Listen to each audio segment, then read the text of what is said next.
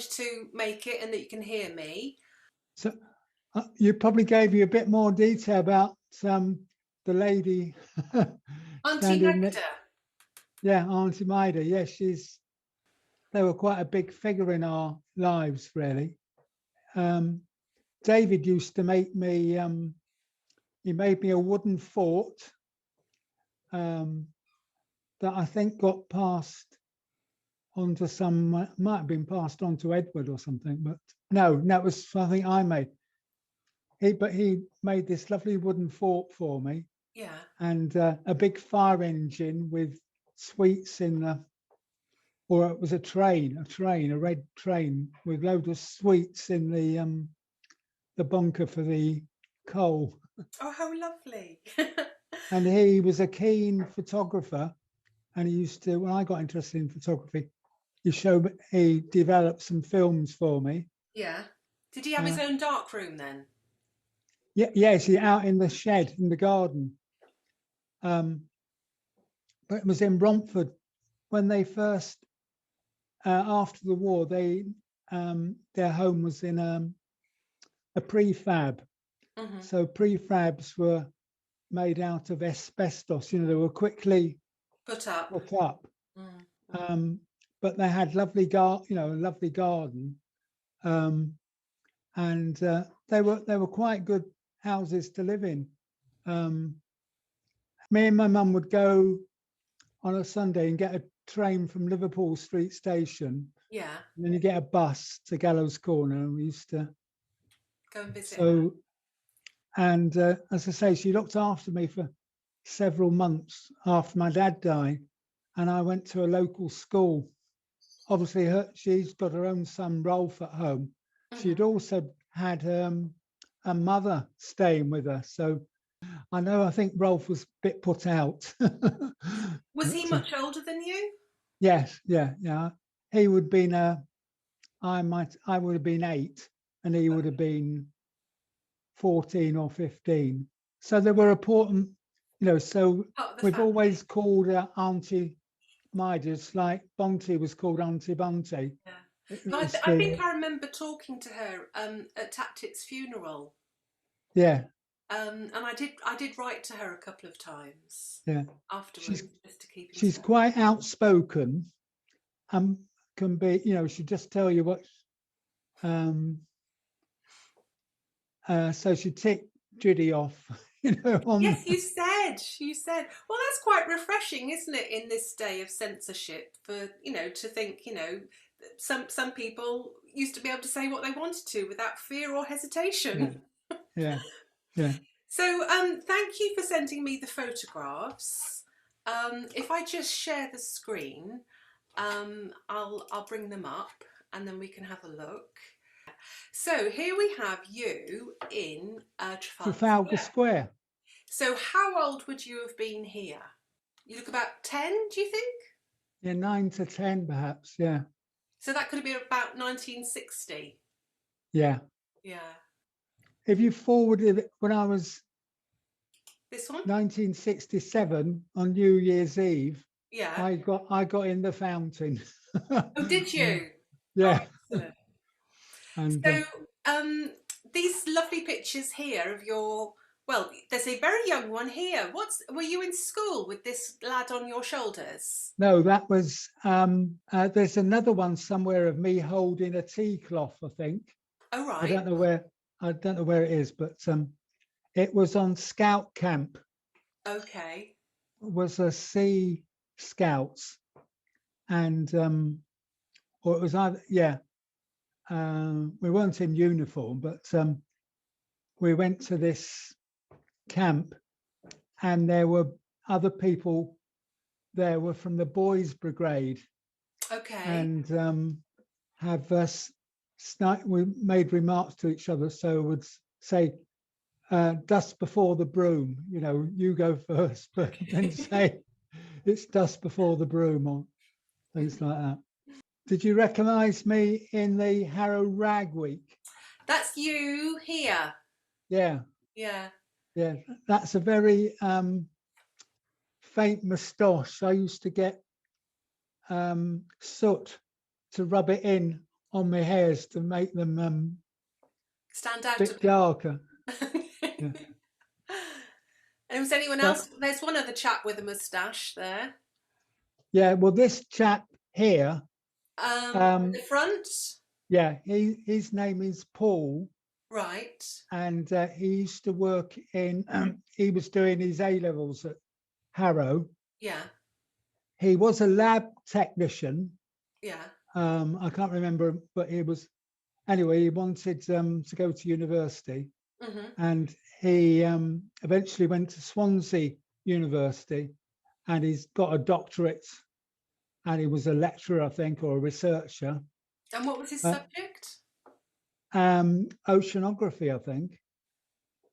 Now, the chap next to him, his name was Reg, and Yeah. he was a bit of a character. In what way? Well, he was, he must have been, he was the oldest of the lot there. We were there. He might have been his 30s, I think. Oh, But mature student. he was a redhead.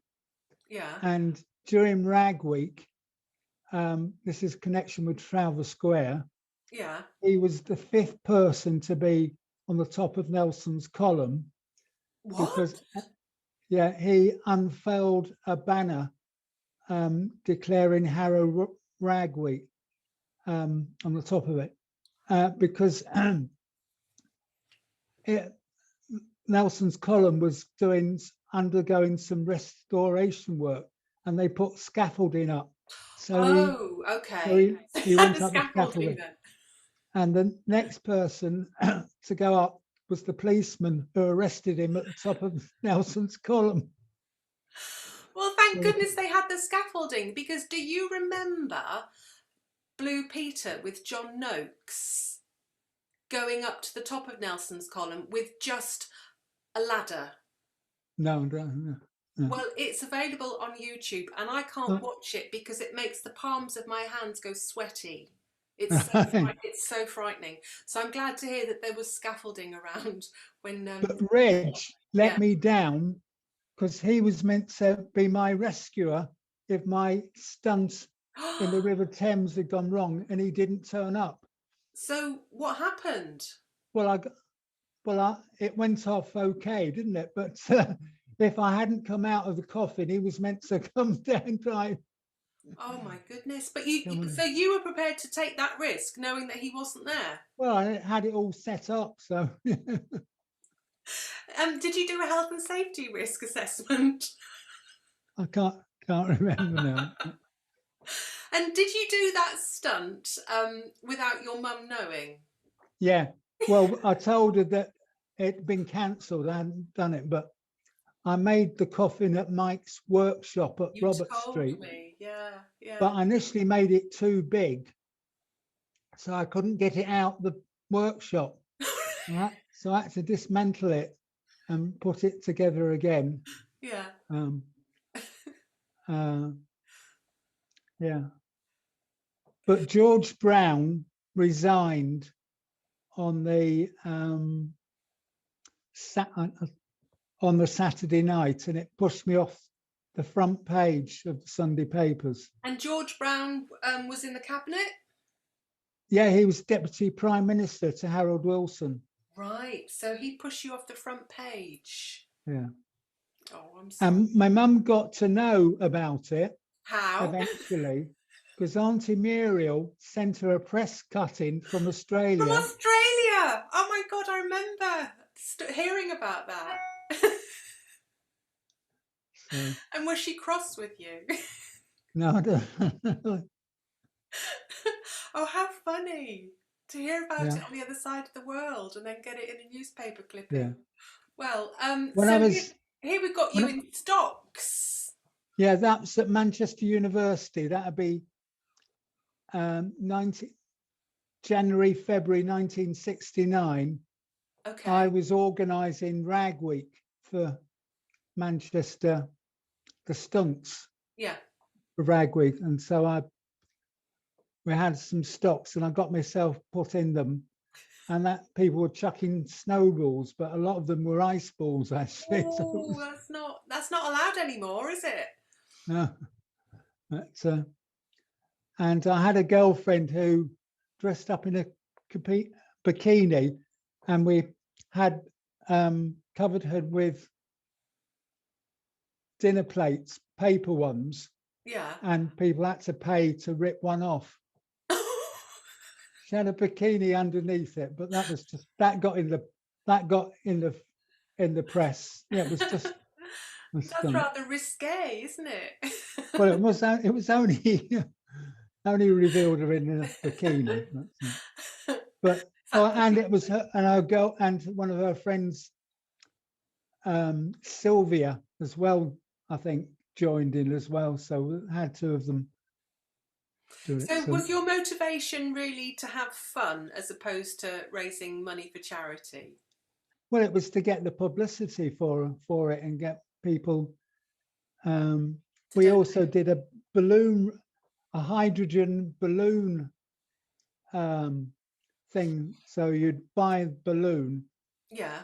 and we were in Piccadilly Gardens in Manchester, and you'd person get a prize if whose balloon was picked up the furthest. So they would post it in and get a prize. I was going to say this picture here of you and Sue. This would be after you'd got married. So is that right? Yes, that's Edgerton Road, Yeah, that you bought for where £150. this is where we bought Amar Singh, who Is is he in your Sikh. wedding picture? Yeah, So if we go to him here. yeah, that's his wife, Ravinder. Yeah. Now, his wife, when I was a student in my second year, I initially got a flat with Alan Woolwork, who was my best man at my wedding, but we had a bed sitter each round on Beach Grove. Yeah. With an Irish family, and I think the rent between us was £5. And there was one of the rooms was a kitchenette with a bed in that was small, and the other room was huge, but it had no heating. And Alan decided he would have the warmest room, so and I had the big room, but he decided he would just commute in from Blackpool, and so the next two terms that was the summer term he went back home, and I found so we had to give it up because I couldn't afford to pay two lots and couldn't get anyone else. Okay. And round the corner, Armagh had a notice up, room to let. So I went and stayed at his house and paid him rent for having a nice big room. And Armagh, at the time, his wife Rarinda was abroad visiting relatives for an extended period. Yeah. And I was a bit of company for Armagh. And he was an architect, and he used to work for Manchester. He was an architect for the City of Manchester, and he had obviously lots of. He used to go to the Sikh temple. And he had lots of Sikh friends, and Ravi Shankar, I think the musician, was one of his friends, and he used to come and stay with him and give concerts at UMIST and other places. And Armagh, I used to help Armagh out with various things and building work, I think, in his house or digging up hedges or something. Mm-hmm. Anyway, he wanted me to stay on rent free to doing it, but I went back. But we maintained the friendship, and so he came to our wedding. Me and Susan, we'd often go to parties at his place, and they made brilliant food, various curries. But Ravinda was a vegetarian, so I was it going was to all- ask, yeah, were they vegetarian? yeah. But Amar wasn't. So he would make a beef and pea curry, but the thing that I got from them was they make tea in a saucepan, not in a teapot. They boil it on Would the they call it stove. chai? Would they Yeah, make it with hot milk and spices?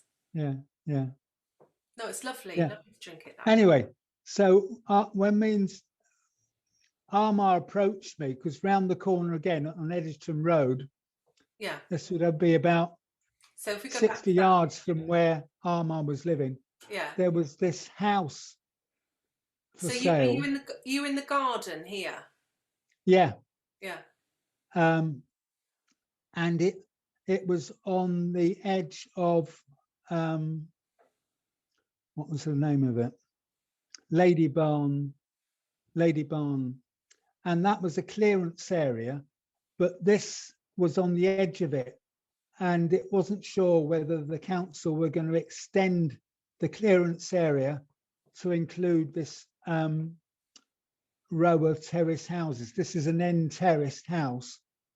So when you say clearance, was it like really bad housing, like that needed to be ripped down? Yeah, well, the council decided that they would. It was slum, I suppose, slum clearance. But Yeah. I had a friend who owned one. He was very happy in it, and but you get the compensation is minimal when you're from a clearance. They only tend to offer the value of the land, but it was only £300 the whole house. So Amar said, if you could come in with me and pay 150, and I'll pay 150. Yeah.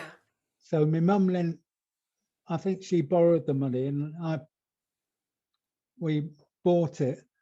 That's a wooden fence behind us that I put up because next door to us, there was a flat agency, and they had a couple of skips, and they were always throwing in beds that had Been thrown got out. broken, and So I'd strip them down to get the long bits of wood.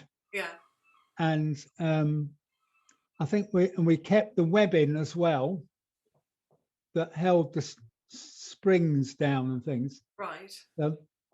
And I was always scavenging from those tips. So and we took a lot. You're being resourceful. Yeah. And I put it, but Amar didn't do up his side of the house for many years. So it cost, Susan put all the money she earned from teaching into doing up the flat. So we had to pay for all the materials and the workmen who were doing the work. I installed a gas water heater. In those days, you didn't have to be an approved gas engineer to put things in. Well, it worked. It didn't blow up. Yeah, it didn't blow up. Yeah. Oh, well done. Well done. So what year did you get married then? We lived there, I think, from January 1972. So did you get married in December 71? Yeah. 71. Yeah. Right, because we've got a picture of your wedding. So was there a reason why you chose to get married in December? I think that was the nearest time we could do it, where people were. It was the Oh, only well, available slot, was it? well, we were living in Whalley Range in a big, in our third year Yeah, at university, in the spring and summer term, yeah. um, we rented this fabulous flat that had huge rooms, a kitchen and a bathroom, Hmm. and a huge garden.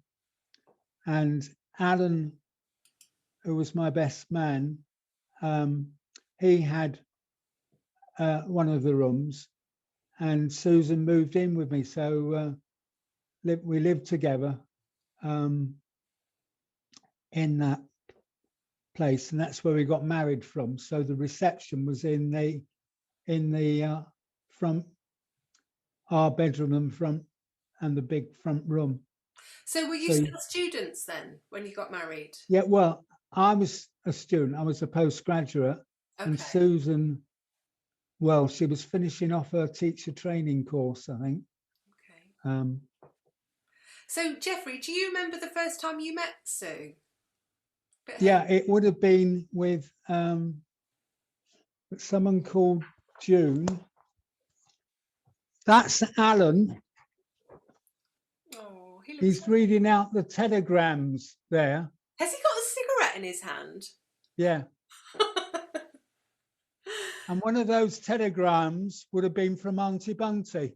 Yeah, Eve Pierce, who is the lady who instigated us doing this family history, isn't she? Yeah, yeah. So was she quite well established in her career by then? Yes, I suppose she would have been. I can now get to tell you the story, Okay. but So this is the lady in the wheelchair. yeah. And this, Oh right, yes. So did she introduce you to Sue? well, I'll explain the history. Okay, thank you. Susan did a sociology degree at Essex University. Yeah. And while she was there, there wasn't a lot to do there at weekends. And she wanted to get involved in doing some, there was the Spastic Society, as it then was, had a home in Colchester, where the university is. And they had students doing A-levels, and they wanted some undergraduates to come and help them, or talk to them or interact with them. Because at that time, they were very terrible institutions, really, some of the still are. And so Susan got to know June, and June got in touch with Susan, because Susan had come to Manchester University at the psychology department to do a postgraduate research degree for someone called Peter Cooper, who was interested in children's ideas of peace and war, I think. But he was he had his own private company. He was a market researcher, I think, a bit like your... like Michael Munford. Yeah. Yeah. And he wasn't a very diligent lecturer. He wouldn't turn up, or he wouldn't do his marking, and he eventually he had to resign. Even though he had tenure, I think a lot of pressure was put on him to go, because he wasn't. So Susan, anyway, that was why Susan was there at Manchester. And June kept in touch with her, and June wanted to apply to do a psychology degree at Manchester University. Okay. And she wrote to Susan to see whether she could find her some accommodation to live in. And Susan arranged for this to enabled for June to come to Manchester by finding this flat and kitting it out with furniture and everything. Helping with getting an au pair to be her personal assistant. Yeah. And so June was in the year beneath me. So when I was in my second year, June was in the first year. Okay. And June used to hold a lot of parties, which we got. She used to go hitchhiking in a wheelchair with a all over the country. She was not a let disability get in any way, and I used to carry her up and down nightclub steps and do also, I mean, I should have, I was in danger of dropping her. I mean, it's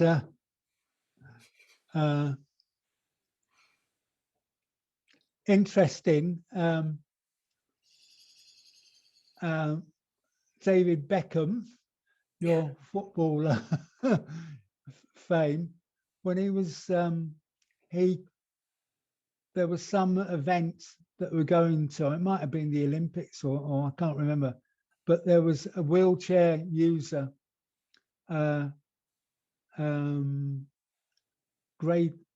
she's a wheelchair racer. She's I've forgotten her name, but she's in the House of Lords. But he picked her up? The podium or something to get the award. They hadn't got a ramp, so he picked her up and carried her up. But that got a real negative comments from the disability press. Because it's not seen as respectful, is it? Yeah. But she was quite over the moon to have been in the arms of David Beckham. But so your friend June sounds like quite a character, and she had lots of parties. Is that because she was able to host? She had plenty of space, and she enjoyed people's company. She was just gregarious. Yeah, she was very gregarious, and she was a very good listener. She would chat to people. In fact, I mean, she was given she didn't, she was only given a pass degree in the end, but in psychology, but did she and so, I mean, to be honest, she probably shouldn't have got a degree at all, but Susan used to type her out because she couldn't write, she was a quadriplegic, really. Right. And she only had one finger she was able to use to press the button on a powered chair and do a little bit of steering with it, but she couldn't write, physically write. So she was but she was very dependent, but very independent. So she knew Susan. Susan got her accommodation sorted so she could go to Manchester. Yeah. So I would have got to see. She was in the year below you. Yeah. So I want to know about this moment when you met Sue. I think it would have been, I would have seen around the psychology department. Yeah. But she was a post. But I would have been introduced to her at the parties, I think. Yeah. Okay.